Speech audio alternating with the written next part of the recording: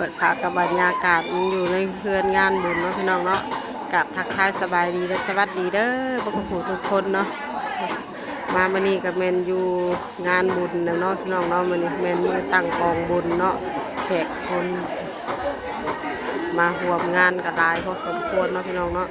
ตอนนี้แม่น้องวีก็อยู่ที่บอนเฮ็ดอยู่เฮ็ดกินเนาะพี่น้องวิติเฮ็ดไปเฮ็ดยังนี่ไปดีปะลุงไปดีก่อนไปดีก่อนไปดีก็ดูเฮ็ดเป็นอยู่พบกับน้องบิวตี้แขวเฮียนอีกแล้วจ้ะ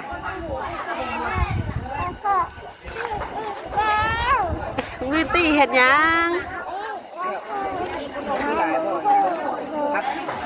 กินลายแล้วลูกเด้อน้ำเขียวนั่นเด้อกินนิดนึงแหงพายุแหงขึ้นมาเข่าไม้อีกเลยพายุเข่าไม้อีกแล้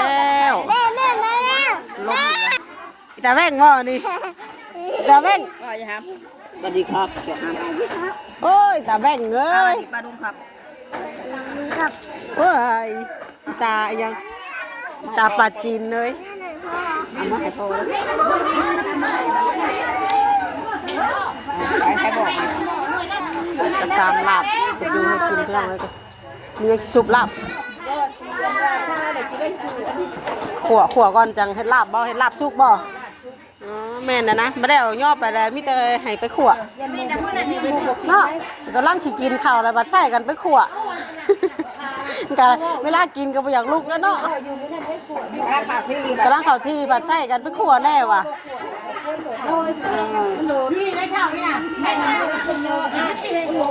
แม่น่ะเฮ็ดขั่วแล้วก็ซุปรสเกลือเค็มเลยดิเฮ้ยถ่ายยุพมน่ะ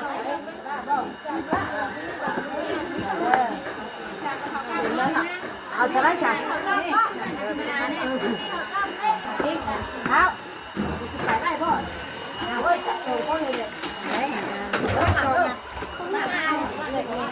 มีหาเลยเฮ้ยอีกแซ่ปลาในเพิ่นเฮ็ดนั่นได้เฮ้ยปิ้งบ่คือหยัง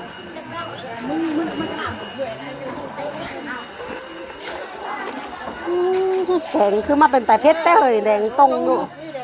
เนาะนี่คือเพชรแท้แมวมองมือไปหน้า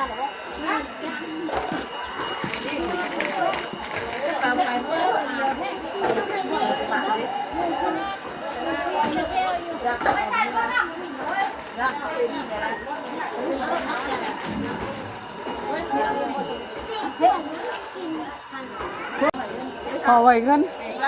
พอไหวเงินหายรถเตี้ย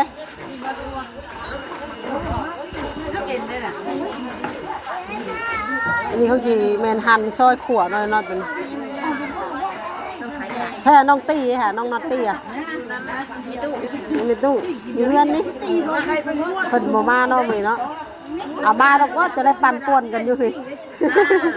ตีกับตีย่องกันเลยอ๋อมาเท่านึงเลยแต่เช้า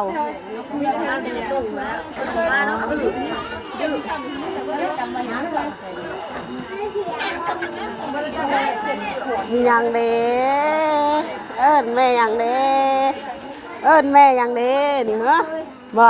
กินนังนี่ฟักนุ่งมาหน่วยอย่าแต่ตื่นนอนบ่ลูกฮะ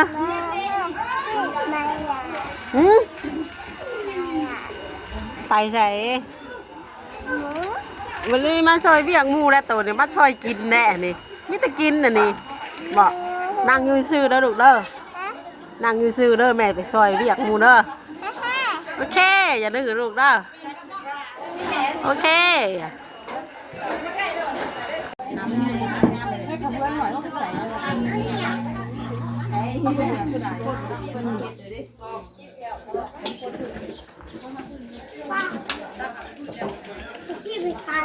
มากระลายขวดสินบอกอันว่าเห็นนั่นได้อันปลาจ้ะปลาอันไหยพอนะปิ้งเอาบ่จะข้าเจ้าโสเก็ดแบบจับ โชคแล้วบ่ จักจังหวะยังเงืองูดอยู่ยังแข็งอยู่แซ่น้ำมาอยู่เดี๋ยวพอดีอ่ะ ป่านนี้ยังบ่ได้ปิ้งอยู่ มันแข็งแซ่น้ำเมื่อกี้นี่เกิดซุกได้จ้ะ ทราบมันว่า เย็นใจเย็นซุกอยู่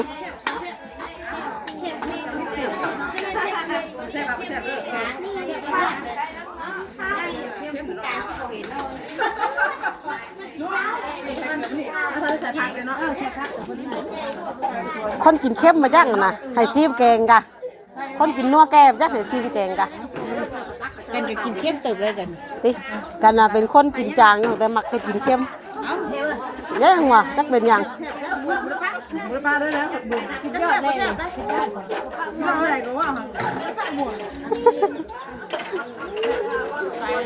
แค่บปะ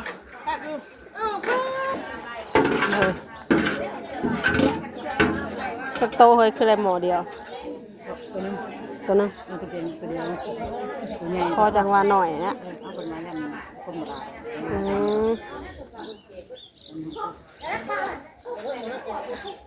หมอแค่ละ มันต้มเครื่องข้างใน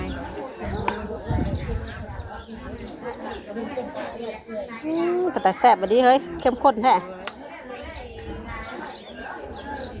เลยค่ะเนาะ ชัมบาออกสีเพชรเลยแซ่บแล้วเกิน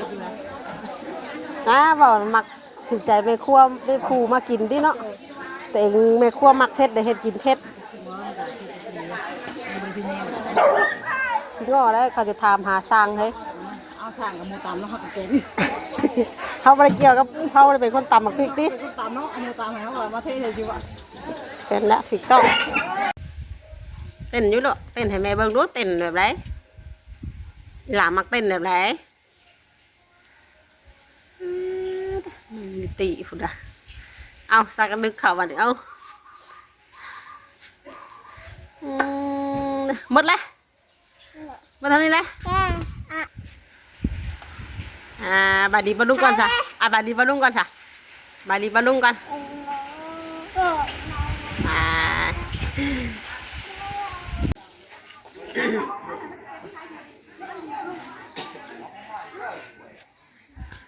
คนอยู่นอกพี่กับเวลาเนยเนาะไม่แต่คนดินกุ้งไก่กับปอกกับแป๊กไปสิน่ะอยู่ในพึ่งกับเวลาเป็นไรอ๋อมีเพื่อนดีน้ำมานี่โอ้ ไปอยู่กับบ่คอยได้เห็นยังสิมาหาไปเฮ็ดอะไรทำไมสิมา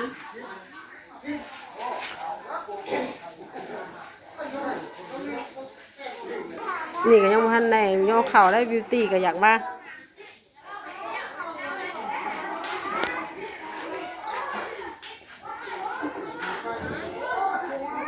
สร้างเฮ็ดเป็นเลยดีเนาะเว้ย สาเหตุ ลืมได้เฮ้ยลืมนะ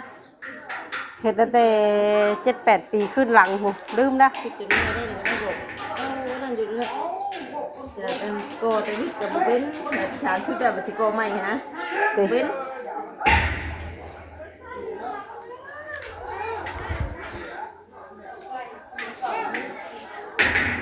ไม่ไงแล้วสิร่วมเทพอะไรที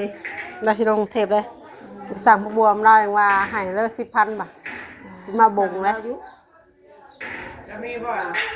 ผักบัวแบ่งนี่เนี่ย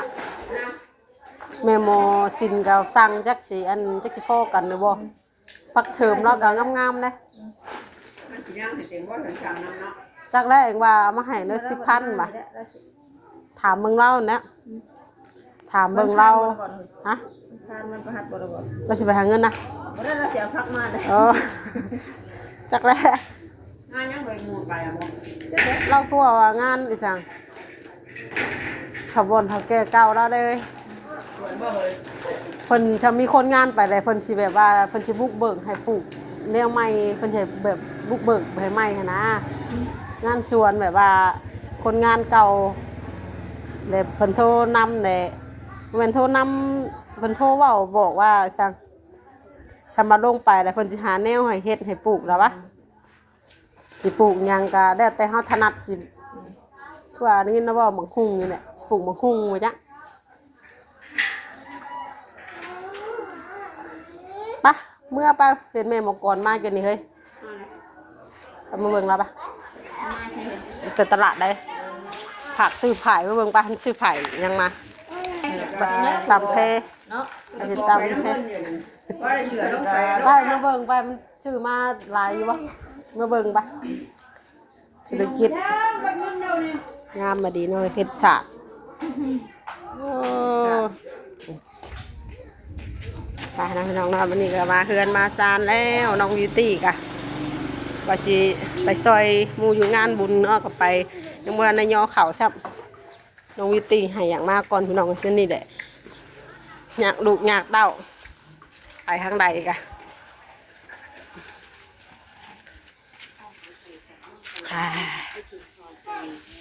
ดูบ่พอน้ำซามะนาวน้ำนั่นอิหยังวะตะเดียงน้ำตะเดียงน้ำตะเดียง เขาได้อันนี้ 3,000 กีบก็ละธุรกิจใหม่เลยเบิ่งดู มันคือแพร่มันคือยังอันนี้ โอ้ยกูนะ โอ้พาหาเฮ เอามาตามผาแพ้เราวิตีเอามาตามผาแพ้ยกบังดูปะใช่ละแม่นะ มีจังไง โบดูบอกว่ามักสีอะไรก็จัดมาการมาเลยว่ะ อันนี้มันสีเสือเนาะเนาะ สีเสือแต่ว่าจะมาตำเป็นผาแพ้ตำแพ้เอาในเดี่ยวจิพ่อว่าจิบ่เหรอเอาอย่างนั้นในบ่ อย่างนั้นนะอย่าเห็ดขา ลูกบ่ เอาอย่างนั้นน่ะ เซล มาเฮ็ดตำแพ้